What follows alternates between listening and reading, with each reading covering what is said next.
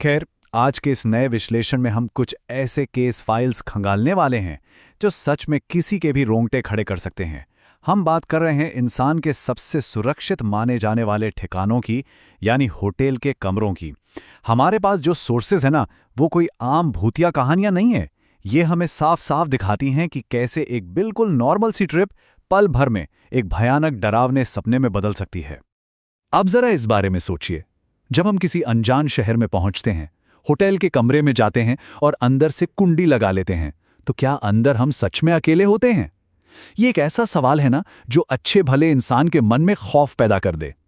आराम करने गए लोग जब इन बंद कमरों में फंसते हैं तो उनके साथ जो होता है वो हमारी और आपकी सोच से बिल्कुल परे है। चलिए बिना किसी देरी के शुरू करते हैं अपनी पहली फाइल से।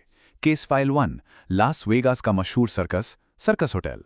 तो सोर्स के मुताबिक डैनियल के पिता उसे अपनी पुरानी यादें ताज़ा कराने इस अनोखे होटल में लेकर गए थे, जो असल में एक परमानेंट सर्कस भी है। लेकिन रूम नंबर 123 में कदम रखते ही चीज़ें बहुत अजीब होने लगी। कमरा ऐसा बिखरा हुआ था जैसे कोई तूफान आया हो, लेकिन जैसे ही उन्होंने हाउसकीपर को बुलाया, कमरा पलक झपकते ही बिल्कुल साफ हो गया, कोई निशान नहीं। इसके तुरंत बाद पिता के बिस्तर पर रहस्यमयी तरीके से आग लग गई और जब डैनियल घबराकर कॉरिडोर में भागा तो उसने वहां लाल आंखों और अजीब से लंबे हाथों वाली एक खौफनाक औरत को भटकते हुए देखा। लेकिन असली खौफ तो अभी बाकी था। रात को जब डैनियल के पिता की आंख खुली तो उन्हें लगा कि उनका बेटा उनके बगल में सो रहा है, लेकिन जैसे ही उन्होंने चद्दर हटाई, वहां डैनियल नहीं था। वहां एक बच्चे की लाश पड़ी थी।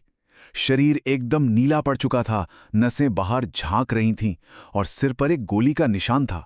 और सबसे भयानक बात, देखते ही देखते उस लाश की आंखें खुल गईं। इस सब के पीछे एक बहुत ही खूनी इतिहास है। बताया जाता है कि सालों पहले इसी रूम नंबर 123 में सर्कस में काम करने वाली एक माँ और उसके बेटे को कुछ गुंडों ने गोलियों से भून दिया था। और पता है, उस वक्त वो माँ उसी लंबे हाथों वाले सर्कस कॉस्ट्यूम में थी जो डैनियल को कॉरिडोर में दिखी। कहा जाता है कि आज भी वो भटकती आत्माएं वहां आने वाले हर इंसान को अपनी मौत का जिम्मेदार मानती हैं। अब आते हैं अपनी अगली घटना पर। केस फाइल 2, बंगाल के एक होटल का 6वां फ्लोर। हुआ कुछ यूं कि एक बहुत ही थका हुआ यात्री देर रात बंगाल की एक फैक्ट्री के पास वाले होटल में रुकने पहुंचता है। बहुत मिन्नतें करने के बाद उसे 6ठे माले पर कमरा मिलता है, जो कि नॉर्मली लोगों के लिए बंद रहता है। और वहां उसे रिसेप्शनिस्ट से एक अजीब सी चेतावनी मिलती है, देखिए, रात 12 बजे के बाद अपना दरवाज़ा किसी भी हाल में मत खोलिएगा। ये सीधा सीधा एक बहुत बड़े खतरे का इशारा था, पर थकावट इतनी थी कि उस यात्री ने इस बात पर ज़्यादा ध्यान ही नहीं दिया।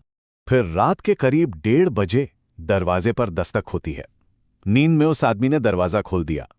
सामने एक इंसान खड़ा था, सफेद शॉल ओढ़े, हाथ में लालटेन और पानी की बोतल लिए। जब उस अजनबी ने जबरदस्ती पानी लेने की कोशिश की और उसकी शॉल नीचे गिरी, तो जो दिखा वो किसी के भी होश उड़ा दे।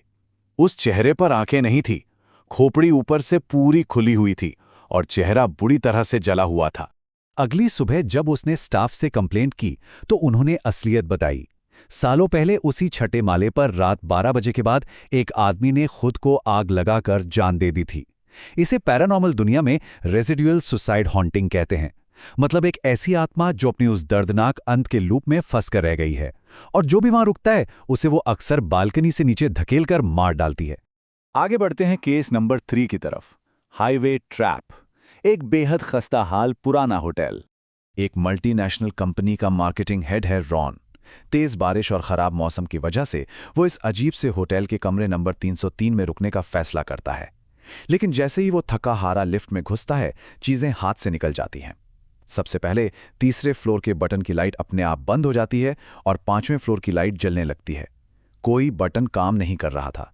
फिर रॉन को अपनी गर्दन पर किसी की गर्म सांसें महसूस होने लगती हैं। अचानक पूरा अंधेरा छा जाता है और किसी अनदेखे साये ने उसका मुंह कसकर दबा लिया ताकि वो चीख भी ना सके। रॉन किसी तरह अपनी जान बचाकर वहां से भागता है और रिसेप्शन पर पहुंचकर हाफते हुए उस 5वें फ्लोर और उस साये के बारे में बताता है। लेकिन रिसेप्शनिस्ट ने जो जवाब दिया ना, वो सुनकर देने वाला था। उसने कहा, सर, हमारे होटल में तो सिर्फ 4 ही फ्लोर्स हैं। बस इसी एक सच ने उस पूरी घटना को एक बिल्कुल ही खौफनाक मोड़ दे दिया। इतना सुनते ही रॉन बिना एक सेकंड सोचे होटल से बाहर भागा और अपनी गाड़ी में बैठ गया। जैसे ही उसने गाड़ी वहां से निकाली और रियर व्यू मिरर में देखा तो वहां उसकी जिंदगी का सबसे खौफनाक मंजर था। रिसेप्शनिस्ट दरवाजे पर खड़ी थी, लेकिन उसके ठीक पीछे एक विशालकाय काला साया खड़ा मुस्कुरा रहा था। अब रुक करते हैं केस 4 का, होटल हैवक। ये कहानी मसूरी की वादियों से है। तो हुआ ये कि आशीष और उसके 3 दोस्त मसूरी घूमने गए और उन्होंने लोकल गार्ड की चेतावनियों को पूरी तरह इग्नोर कर दिया। वो इस खौफनाक होटल हेवोक में घुस गए, जहां एक अंग्रेज विधवा की आत्मा का साया माना जाता था। अंदर जाते ही उनका दम घुटने लगा और अचानक उनकी एक दोस्त नेहा कहीं गायब हो गई। कुछ देर बाद एक बंद कमरे से बहुत जोर की चीख आई। जब उन्होंने दरवाजा खोला तो सामने जो था उसे देखकर उनके पैर जमीन से उखड़ गए। नेहा कमरे के पंखे से लटकी हुई थी, उसकी जान जा चुकी थी और उसकी बेजान आंखें सीधे आशीष को ही घूर रही थीं। चीख सुनकर वही गार्ड मदद के लिए दौड़ा और उसने नेहा के शव को नीचे उतारा। लेकिन जब वो सब कमरे से बाहर निकलने लगे तो दरवाजा जाम हो गया। आशीष जैसे ही मदद के लिए गार्ड की तरफ मुड़ा, उसने देखा कि गार्ड की आंखें अब बिल्कुल लाल हो चुकी थीं। उसकी गर्दन धीरे धीरे टेढ़ी हो रही थी और देखते ही देखते उसका सिर धड़ से अलग हो गया और उनकी तरफ बढ़ने लगा। किसी तरह वो दरवाजा खुला और वो जान बचाकर कॉरिडोर में भागे, पर सामने एक और भयानक झटका उनका इंतजार कर रहा था। सामने नेहा खड़ी थी। अब सोचिए, अगर नेहा का मृत शरीर वो अभी अभी पीछे कमरे में छोड़कर आए थे, तो कॉरिडोर में ये कौन खड़ा था? आशीष ने अपनी जेब से लाइटर निकाला और उस आकृति की तरफ फेंका। लाइटर सीधा उसके आर पार निकल गया और अगले ही पल वो शक्ल उसी खौफनाक अंग्रेज विधवा के रूप में बदल गई। इस भयानक रात के बाद जब पुलिस ने वहां छानबीन की तो एक अजीब चमत्कार देखने को मिला। 4 में से ठीक 2 दोस्त, नेहा और रवि, जिन्हें मरा हुआ समझ लिया गया था, वो अभी भी सांस ले रहे थे। लेकिन इस पूरी घटना का सदमा इतना गहरा था कि आशीष बुरी तरह टूट गया और वो हमेशा हमेशा के लिए भारत छोड़कर चला गया। और अब आते हैं हमारी आखिरी और सबसे खौफनाक फाइल पर, केस 5, होटल सोलफुल, जो राजस्थान के एक वीरान गांव में है। राजस्थान के छित्री गांव में 3 दोस्त, पीयूष, विकास और अमित, अपने काम के सिलसिले में इस सुनसान से होटल पहुंचे।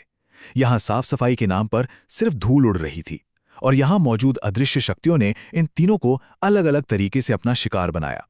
जैसे पीयूष को खाली कॉरिडोर में पायल बजने और किसी लड़की के हंसने की आवाजें आ रही थीं। विकास ने तो बालकनी से हाईवे पर एक भयानक एक्सीडेंट देखा जो असल में हुआ ही नहीं था, और उसने अपने पीछे सफेद कुर्ते में एक अजीब से बूढ़े आदमी को खड़ा देखा। वहीं अमित जब अपने फोन में फोटो चेक कर रहा था तो उसे अपने ही बंद कमरे के अंदर बहुत सारे अनजान बच्चे दिखाई दिए। हद तो तब हो गई जब उनकी गाड़ी खराब हुई और वहां से गुजरते एक ट्रक वाले ने बताया कि ये होटल असल में एक पुराने कब्रिस्तान के ऊपर बना हुआ है। ये सुनते ही उनकी हालत खराब हो गई।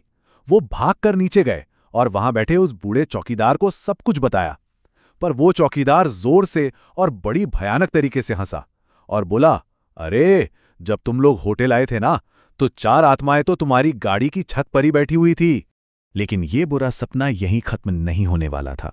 वो तीनों अपनी जान बचाने के लिए हाईवे की तरफ भागे। तभी वो रिसेप्शनिस्ट उन्हें वापस बुलाने के लिए उनके पीछे दौड़ा।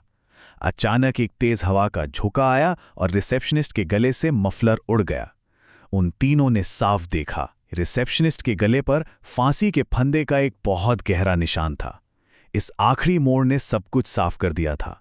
होटल का कोई भी कर्मचारी जिंदा इंसान था ही नहीं। भागते भागते जब उन्होंने पीछे मुड़कर देखा तो वो नज़ारा किसी प्रलय से कम नहीं था। रात के उस घुप अंधेरे आसमान में सैकड़ों भूत उस होटल के चारों तरफ चक्कर लगा रहे थे, और सड़क पर खड़े वो चौकीदार और रिसेप्शनिस्ट, वो बस एक बहुत ही अजीब और खौफनाक मुस्कान के साथ उन्हें घूरे जा रहे थे। इन सभी सोर्सेज और केस फाइल्स को खंगालने के बाद हमारा ये विश्लेषण एक बहुत ही गंभीर सवाल पर आकर रुकता है। ये सब जानने के बाद कि उन बंद दरवाजों के पीछे क्या क्या छिपा हो सकता है, क्या कभी भी किसी अनजान जगह या किसी अनजान बिस्तर पर एक शांति भरी रात की गारंटी दी जा सकती है? ये एक ऐसा सवाल है जिसका जवाब शायद ही कोई मुसाफिर कभी खोजना चाहे। खैर, आज की चर्चा में बस इतना ही। सुरक्षित रहें और हाँ, अगली बार किसी होटल में जाएं तो दरवाजों को अच्छे से चेक करना बिल्कुल मत भूलिएगा।